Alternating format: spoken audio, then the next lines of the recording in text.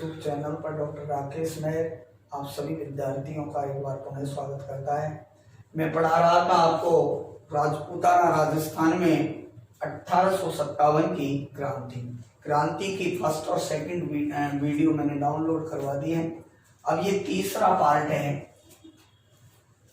आज मैं बता रहा था, मैंने बताया था कि राजस्थान में 1857 की क्रांति की शुरुआत कैसे हुई और नसीराबाद और नीमच में 1857 की क्रांति का विद्रोह बताया। आज मैं बात कर रहा हूं डूंगर जी और जवार जी। डूंगर जी और जवार जी के बारे में 2 मिनट का टॉपिक है। डूंगर जी जवार जी का जन्म सीकर के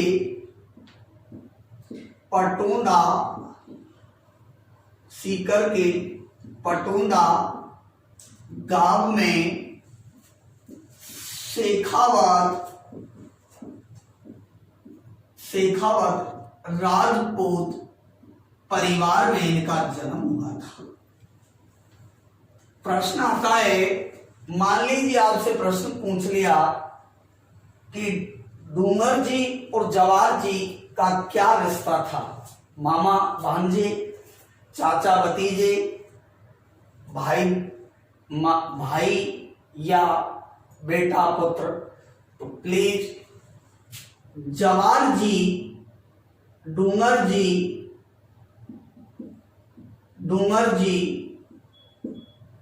के भतीजे थे जवार जी। तो याद रहे कि इनमें चाचा भतीजे का रिश्ता था।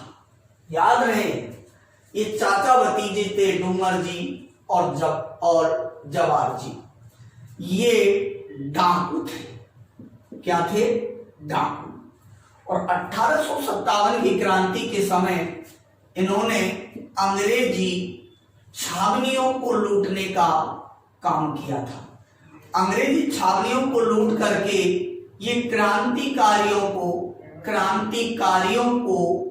दान देते थे, गरीबों को दान देते थे, कन्याओं का विवाह करते थे गरीबों की। इस प्रकार से ये डाकू थे। और डाकू होने के साथ साथ भी ये अंग्रेजी सरकार के विरोधी भी थे। और इन्होंने इनके क्रांति के समय इनके चाचा डूंगर जी को गिरफ्तार कर लिया गया और डूंगर जी को गिरफ्तार करके आगरा जेल में डाल दिया गया। ये आगरा जेल से छूटने के बाद इन्होंने नसीराबाद की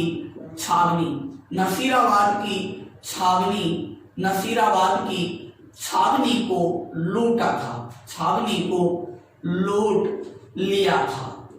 इन्होंने अपनी जेल से अपने चाचा डूंगर जी को छुड़ाने के लिए जवार जी का सहयोग किया था। लौटिया जाट और करणिया मीणा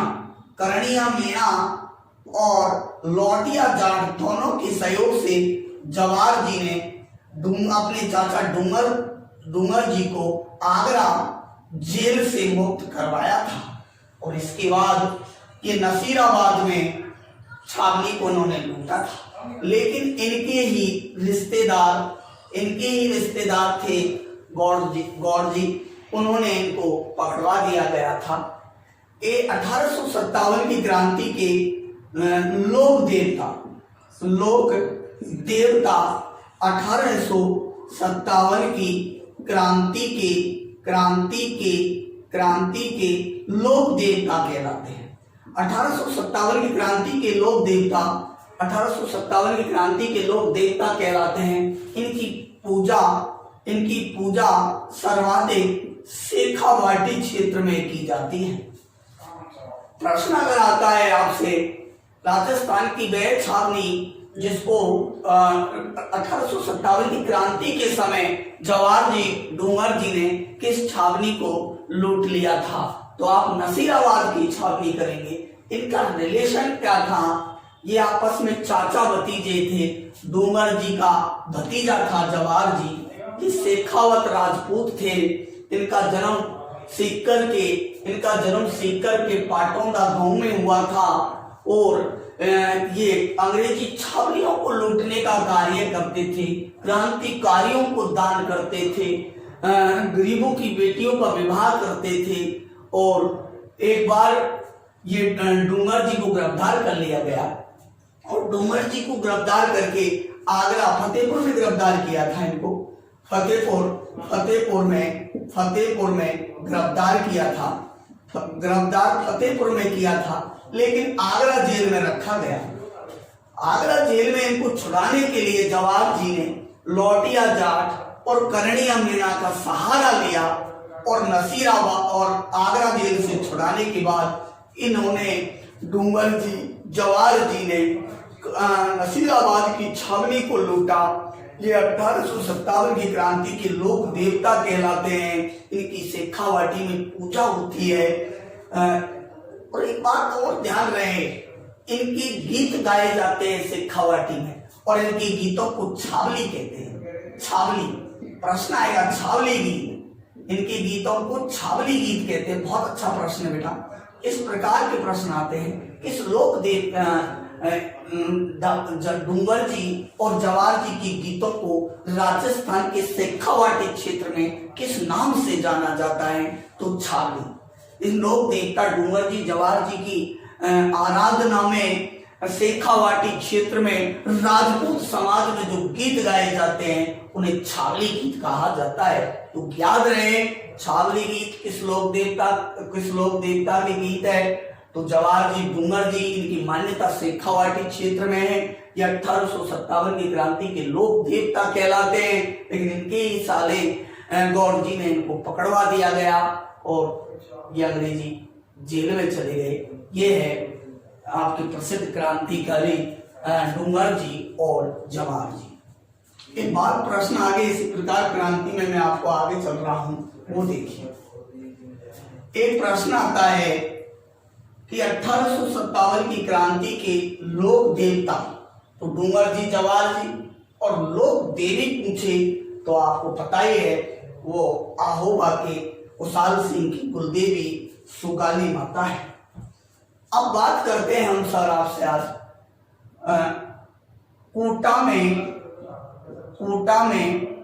1857 की क्रांति। कोटा में 1857 की क्रांति। कोटा एक रियासत नहीं थी, वो रियासत थी लेकिन एक छावनी नहीं थी। कोटा एक रियासत थी, छावनी नहीं। कोटा में 1857 की क्रांति के समय क्या स्थितियां बनी वो आपको थोड़ा सा ध्यान से सुने। कोटा में 1857 की क्रांति का विद्रोह कैसे हुआ ये आप थोड़ा सा ध्यान से सुने। यहां के शासक थे महाराव राम सिंह द्वितीय। करौली के जयपुर के भी राम सिंह है, लेकिन वो महाराजा है। यहाँ के पॉलिटिकल एजेंट थे वार्टन। पॉलिटिकल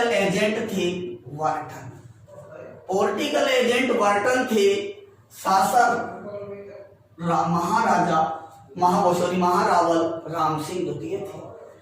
यहाँ 1857 की क्रांति का नेतृत्व किया था मेहराब खां और वकील जयदयाल।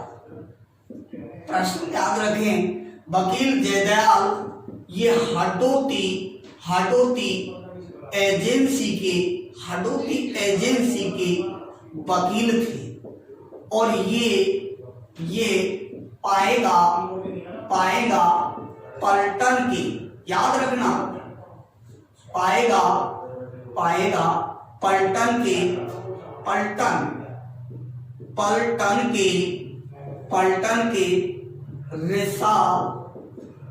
रिसालदार थे। 1857 की क्रांति के समय इन दोनों ने कोटा के विद्रोह का क्या किया था? नेतृत्व। कोटा के विद्रोह का नेतृत्व किया था। कोटा का विद्रोह एक जन विद्रोह था, एक जन विद्रोह था, क्योंकि यहाँ के विद्रोह में जन विद्रोह था क्योंकि जनता ने भी इस विद्रोह में क्या किया था? सहयोग। हाटोती एजेंसी के वकील जयदयाल और पाएगा पलटन के रिसलदार मेहराब खां ने कोटा के विद्रोह का नेतृत्व किया। मैं आपको बताना चाहता हूं कि वर्टन ये नीमच गए हुए थे और इनकी अनुपस्थिति में ही विद्रोह की रूपरेखा तैयार हो गई और कोटा में 15 अक्टूबर 1857 को कोटा में विद्रोह हुआ। और कोटा के विद्रोह की एक खासियत यह है कि इसमें 3 पलटनों ने भाग लिया था। ये एक है कोटा राज पलटन, एक है भवानी पलटन, याद रहे, भवानी पलटन, और एक है नारायण पलटन। इन 3 पलटनों ने इस विद्रोह में भाग लिया। तो मैं कहूंगा, आपसे प्रश्न पूछा जाएगा, कितनी पलटनों ने भाग लिया? कोटा राज पलटन, भवानी पलटन, नारायण पलटन। लेकिन याद रहे कि मेहराब खां कौन सी पलटन के सैनिक थे? तो ये है पाएगा पलटन। प्रश्न आ जाए कि कोटा के विद्रोह का नेतृत्व करने वाले मेहराब खां किस पलटन के रिसालदार थे? विकल्प में भवानी पलटन भी हो, नारायण पलटन भी हो, कोटा पलटन भी हो और पाएगा पलटन हो, तो आप पाएगा पलटन करेंगे। कोटा का विद्रोह 15 अक्टूबर 1857 को हुआ। कोटा के विद्रोह में वर्टन की हत्या कर दी गई और इनके दो पुत्र फ्रैंक और ऑथर की भी हत्या कर दी गई और इनके ही एक अंग्रेजी डॉक्टर कॉटम सेंडेलकर की भी हत्या कर दी गई। इस प्रकार से इनकी हत्या करवा दी गई। इनकी हत्या के बाद कोटा में बर्टन के सिर को पूरे कोटा शहर में घुमाया और अंत में दशहरा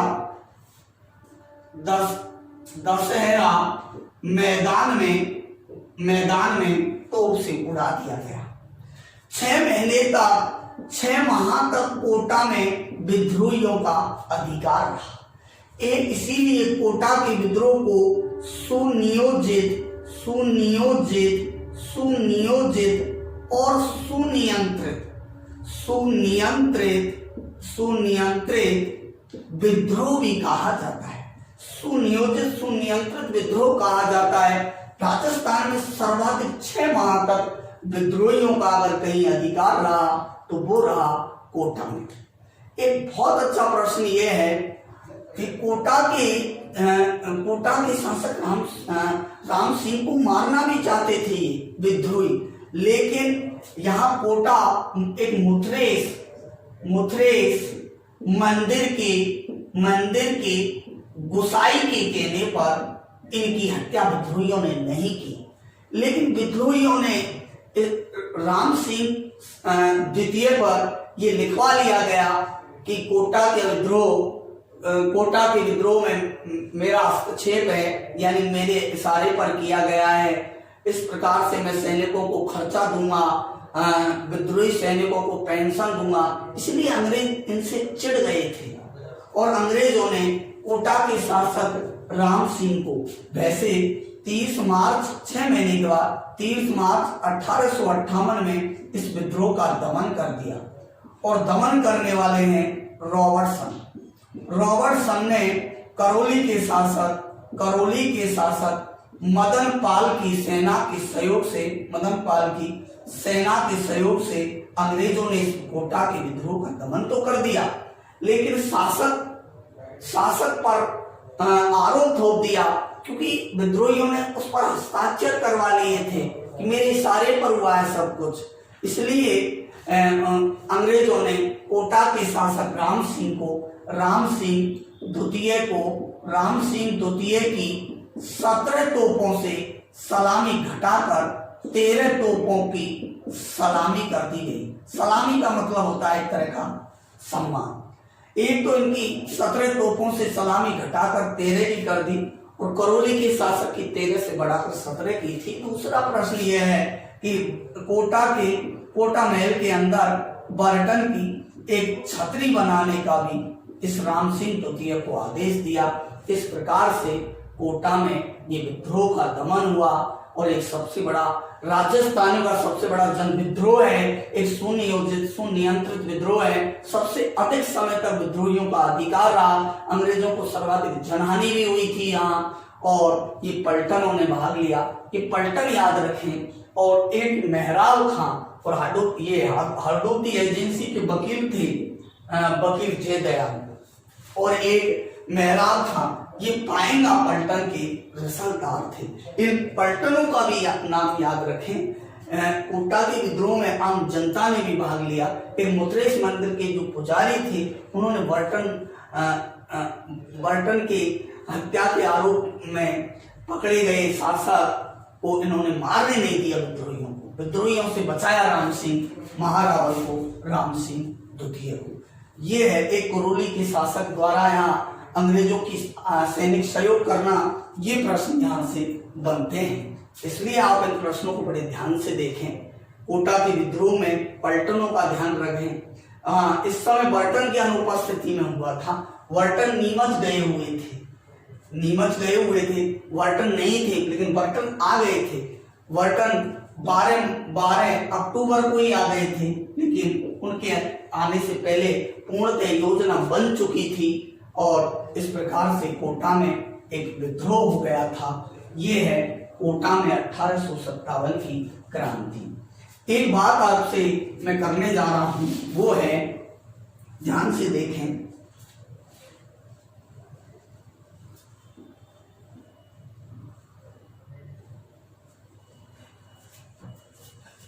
एक है एरेनपुरा की छावनी में 1857 की क्रांति। कोटा में बाद में आपको एरेनपुरा में छावनी की बात करें कि छावनी का विद्रोह है, वो रियासत का विद्रोह था। एरेनपुरा की छावनी में 1857 की क्रांति। तो याद रहे कि एरेनपुरा में किस प्रकार से विद्रोह हुआ, तो मैं आपको बता देता हूं कि हमारे एजीजी लॉर्ड पैट्रिक लॉरेंस थे। ये तो आपको मैं पहले ही बता चुका हूं। और इनका ही एक बेटा था जिसका नाम है एलेक्जेंडर। ये माउंटाबू रहते थे। कहाँ रहते थे? माउंटाबू। लेकिन क्रांति के समय एजीजी लॉरेंस ने अपने बेटे एलेक्जेंडर की सुरक्षा के लिए यहां से एरेनपुरा की छावनी से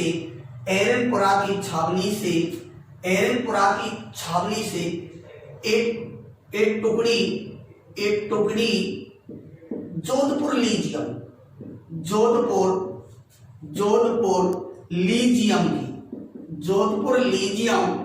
बटालियन की एक, यहां जोधपुर लीजियम बटालियन थी, तो जोधपुर लीजियम बटालियन की एक छोटी सी टुकड़ी, जोधपुर लीजियम बटालियन की छोटी सी टुकड़ी एलेक्जेंडर की रक्षा के लिए माउंटाबू भेज दी। चली गई। इन्होंने ये भी कहा था कि लॉरेंस साहब के बेटे का बाल भी नहीं गिरने देंगे, लेकिन इनमें कुछ भारतीय भी थे जोधपुर लीजियम बटालियन में। बाद में 21 21 अगस्त 1857 को माउंट आबू में ही एक धार्मिक ग्रंथ गीता के अपमान को लेकर के और शीतल प्रसाद तिलक राम और मोती खां तीनों एक पेड़ के नीचे धार्मिक ग्रंथ गीता पढ़ रहे थे। अचानक से एबी अलेक्जेंडर आ गया और एबी अलेक्जेंडर ने गीता को फाड़ दिया। इस गीता को फाड़ने के विरोध में शीतल प्रसाद, तिलक राम और मोती खां तीनों ने मिलकर के अलेक्जेंडर की हत्या कर दी और अलेक्जेंडर की हत्या करने के बाद माउंट आबू में विद्रोह कर दिया और माउंट आबू के विद्रोह का नेतृत्व तीनों ने ही किया था। ये एक पेड़ के नीचे धार्मिक ग्रंथ गीता पढ़ रहे थे, लेकिन अचानक अलेक्जेंडर आ गया, उसने हाथ से छीनकर पैर रख दिया फाड़कर। इसी पर तीनों विद्रोहियों ने, तीनों भारतीय सैनिकों ने, जोधपुर लीजियम बटालियन के सैनिकों ने माउंट आबू में अलेक्जेंडर की हत्या कर दी। और यहां से हत्या करने के बाद ये जोधपुर लीजियम बटालियन के सैनिक तीनों के नेतृत्व में यहां से माउंट आबू से और एरनपुरा की छावनी में आ गए और एरनपुरा की छावनी में आकर के इन्होंने 23 अगस्त 1857 को एरनपुरा की छावनी, याद रहे, एरनपुरा की छावनी में विद्रोह कर दिया। ये छावनी पाली जिले में स्थित है, वैसे मारवाड़ रियासत में थी। विद्रोह का नेतृत्व वही शीतल प्रसाद, मोती खां और तिलक राम, तीनों ने ही जहां माउंट आबू में विद्रोह का नेतृत्व किया और यहां भी विद्रोह का नेतृत्व इन तीनों ने ही किया था। लगभग बहुत आसान है कि 21 को माउंट आबू में विद्रोह किया, अलेक्जेंडर की हत्या की, फिर एरनपुरा आ गए। एरनपुरा में आकर के इन्होंने शीतल प्रसाद, मोती खां और तिलक राम के नेतृत्व में ही विद्रोह किया और एरनपुरा में विद्रोह के बाद एक आसोप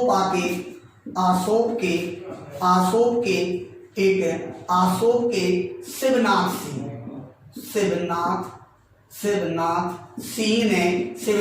भारतीय सैनिक ने चलो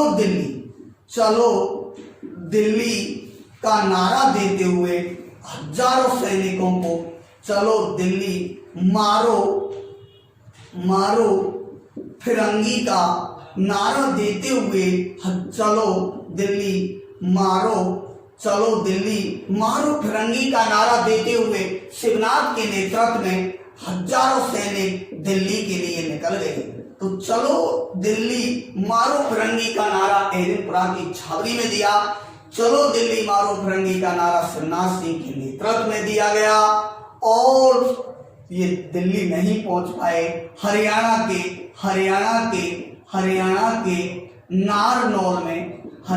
के नारनौल में अंग्रेजी अधिकारी गेराल्ड ने शिवनाथ का दमन कर दिया। इस प्रकार से ये विद्रोह समाप्त हो गया। लेकिन क्रांतिकारी भारतीय सैनिक अब कहाँ करेंगे? एरनपुरा के विद्रोह का दमन हो गया।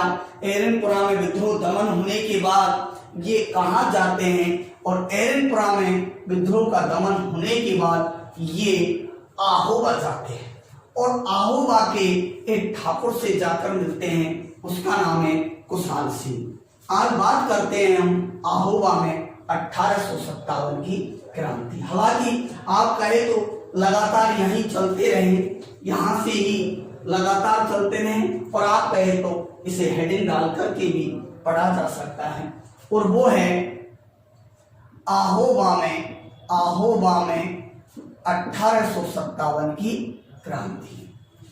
आहोबा में 1857 की क्रांति पढ़ने से पहले मैं आज आपको थोड़ा सा एक और टॉपिक में बताना चाह रहा हूं, वो है त्यात्या टोपे। कई बार हम त्यात्या टोपे के संदर्भ में प्रश्न आता है, त्यात्या टोपे कौन थे, तात्या टोपे का राजस्थान से क्रांति से क्या संबंध था? तो प्लीज याद रहे कि तात्या टोपे, आओगा बाद में लूंगा, पहले तात्या टोपे के बारे में थोड़ा सा आप समझ सकते हैं। तात्या टोपे का मूल नाम वैसे तात्या टोपे ग्वालियर के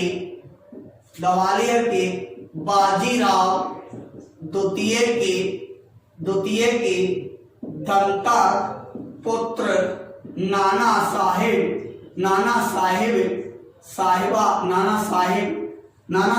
के सैनिक थे और स्वामी भक्त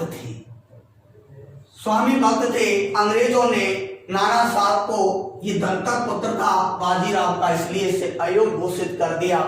इसी बात को लेकर के तात्या टोपे विद्रोही हो गए और तात्या टोपे का मूल नाम रामचंद्र पांडुरंग है, इनको सब जानते हैं। तात्या टोपे जून 1857 में अलीपुर ग्वालियर के पास ही है। अलीपुर में चार्ल्स नेपियर से अलीपुर के युद्ध में ग्वालियर के पास है अलीपुर।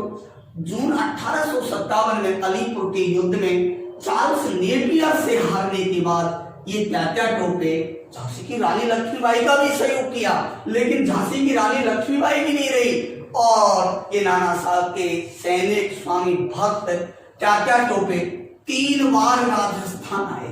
कितनी बार? 3 बार। राजस्थान में कितनी बार आए तात्या टोपे? 3 बार, याद रहे। प्रश्न आएगा तात्या टोपे राजस्थान कितनी बार आए? 3 बार। राजस्थान में एक जैसलमेर रियासत को छोड़कर राजस्थान में सभी स्थानों पर तात्या टोपे गए थे। सभी रियासतों की जमीन पर कदम रखा तात्या ने। राजस्थान की एकमात्र रियासत है जैसलमेर जिसकी धरती पर तात्या टोपे का कदम नहीं पड़ा। प्रश्न याद रखना है, राजस्थान की वह रियासत जिसमें तात्या टोपे का कदम नहीं पड़े या जहां तात्या टोपे नहीं पहुंच पाए वो है जैसलमेर। तात्या टोपे 3 बार राजस्थान आए। कितनी बार आए? 3 बार। याद रहे तात्या टोपे राजस्थान कितनी बार आए? 3 बार। पहली बार तात्या टोपे पहली बार 8 अगस्त 1857 को मांडलगढ़ भीलवाड़ा से तात्या टोपे का राजस्थान में प्रवेश है। याद रखें तात्या टोपे का राजस्थान में पहली बार प्रवेश कहां से है? मांडलगढ़ भीलवाड़ा जो मध्य प्रदेश की सीमा पर है। 8 अगस्त 1857 को तात्या टोपे का राजस्थान का ये पहला प्रवेश है। और तात्या टोपे, याद रहे कि तात्या टोपे ने 9 अगस्त 1857 का में एक कुहाड़ा का युद्ध लड़ा। कुहाड़ा का युद्ध लड़ा, ये भी भीलवाड़ा में है। और भीलवाड़ा के कुहाड़ा के युद्ध में तात्या टोपे हार गए। तात्या टोपे की रॉबर्टसन से तात्या टोपे की हार हो गई। अंग्रेजी सेना और जनरल रॉबर्टसन से तात्या टोपे कुहाड़ा का युद्ध हार गया। लेकिन कुहाड़ा का युद्ध हारने के बाद तात्या टोपे रुके नहीं। इन्होंने तात्या टोपे रुके नहीं। इन्होंने कोठारिया के ठाकुर जोध सिंह से शरण ली इन्होंने। और सेलुम्बर के केसरी सिंह, ये 2 ऐसे ठाकुर हैं केसरी सिंह जिन्होंने तात्या टोपे की सहायता की थी। दोबारा देखें, पहली बार तात्या टोपे 8 अगस्त 1857 को मांडलगढ़ भीलवाड़ा से राजस्थान में प्रवेश करते हैं। और पहली बार प्रवेश मांडलगढ़ भीलवाड़ा से है तात्या टोपे का। राजस्थान में तात्या टोपे 3 बार आए। और 9 अगस्त 1857 को कुहाड़ा के युद्ध में ये भीलवाड़ा में पड़ता है कुआरा का युद्ध रॉबर्टसन से कोठारी नदी के तट पर हार गए तात्या। और हारने के बाद कोठारिया के ठाकुर जोशी, सैलुंगुर के केसरी सिंह आदि से त्यात्या टोपे ने सहयोग लिया, खाना लिया, वस्त्र लिए, आर्थिक सहयोग लिया, शरण ली। इसके बाद ये 13 अगस्त पहले झालावाड़ ले लेते हैं। इन्होंने इसके बाद झालावाड़ के शासक पृथ्वी सिंह को हरा दिया था। झालावाड़ के शासक पृथ्वी सिंह को हरा दिया और झालावाड़ पर इन्होंने अपना अधिकार कर लिया। लेकिन त्यात्या टोपे पृथ्वी सिंह के गद्दी पर बहुत अधिक दिन तक अधिकार नहीं रख पाए और ये ईडन के डर से ये झालावाड़ को छोड़ चुके थे, झालावाड़ से निकल गए थे। और झालावाड़ से निकलने के बाद त्यात्या टोपे ने रूपनगढ़ का युद्ध जीतने के बाद एक बार त्यात्या टोपे राजस्थान से वापस मध्य प्रदेश चले गए। दूसरा इनका जो प्रवेश है वो है द्वितीय प्रवेश।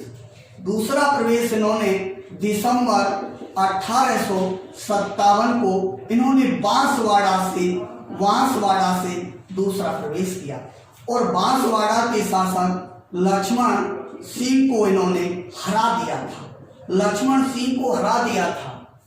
सर त्यात्या टोपे लक्ष्मण सिंह को हरा दिया था और इसके बाद लक्ष्मण सिंह को हराने के बाद ये लेकिन बहुत दिन तक ये अधिकार नहीं रख पाए। इन्होंने प्रतापगढ़ भी जीता।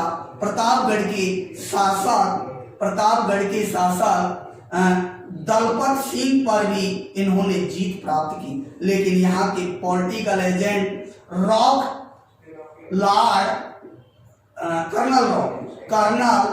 कर्नल रॉक के कारण इनको प्रतापगढ़ छोड़ना पड़ा। याद रहे प्रतापगढ़ के 1857 की क्रांति के समय दलपत सिंह यहाँ के शासक थे। प्रतापगढ़ के बांसवाड़ा जीता, प्रतापगढ़ जीता। फिर इन्होंने टोंक के शासक वजीर खां पर भी इन्होंने जीत प्राप्त की और टोंक में ही इनको एक अपार जन सहयोग भी मिला। और एक बार टोंक जीतने के बाद ये फिर उन्हें मध्य प्रदेश चले गए। त्यात्या टोपे का तीसरी बार इन्होंने सीकर से राजस्थान में प्रवेश किया और सीकर में इन्होंने डूंग जी और जवार जी के सहयोग से जन आधार प्राप्त कर लिया और सीकर में इनका अपार जन सहयोग प्राप्त कर लिया। लेकिन इन्हीं के एक मित्र मानसिंह नरूका इनको विश्वासघात में ले गया और ग्वालियर के नरवर के जंगलों में अंग्रेजों को सौंप दिया और अंग्रेजों ने 7 अप्रैल 1859 में इनको फांसी की सजा बोल दी और 18 अप्रैल 1859 में इनको शिवपुरी मध्य प्रदेश में फांसी पर चढ़ा दिया। इस प्रकार से त्यात्या टोपे ने राजस्थान में प्रवेश किया। इस प्रकार राजस्थान में 3 बार त्यात्या टोपे ने प्रयास किए।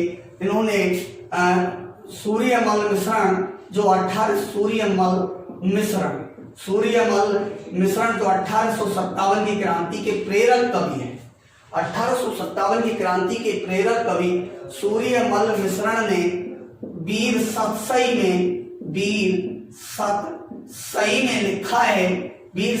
में लिखा है कि त्यात्या टोपे ने बूंदी के तारागढ़ दुर्ग से 17 लाख का है, कई जगह 7 लाख है रुपए यानी बूंदी का तारागढ़ लूट लिया था। ये राजस्थान में तमाम जगह ये गए थे, लेकिन एकमात्र रियासत याद रहे एक जैसलमेर ऐसी रियासत है जिसकी धरती पर इनका कदम नहीं पड़ा। ये ध्यान रहे 1857 की क्रांति के समय जैसलमेर के शासक कौन थे? आपको पूरे शासक तो कम से कम याद रखो, जैसे प्रतापगढ़ के दलपत सिंह है, ऐसे जैसलमेर के शासक 1857 की क्रांति के समय रणजीत सिंह थे। इनको तो कम से कम याद रखो। ये है तात्या टोपे। कल अगली वीडियो में पूरा करूंगा क्योंकि जल्दीबाजी नहीं की मैंने। इसकी 4 वीडियो होंगी क्योंकि टॉपिक बहुत ही बड़ा है, मोस्ट टॉपिक है, छोड़ा नहीं जा सकता है, इसलिए अंतिम वीडियो में 4 वीडियो बनेंगी। आपने उत्कर्ष कई कोचिंगों के ऑनलाइन देखे होंगे, 5 से कम वीडियो में 1857 की क्रांति नहीं हो सकती पूरी। धन्यवाद।